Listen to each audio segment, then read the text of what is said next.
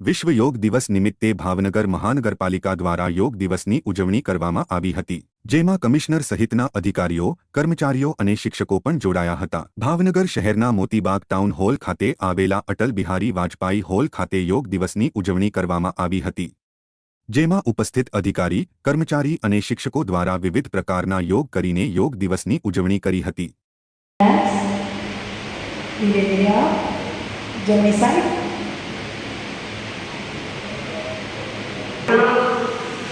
और योग करना ये बेहतर फिटनेस की जड़ी बूटी।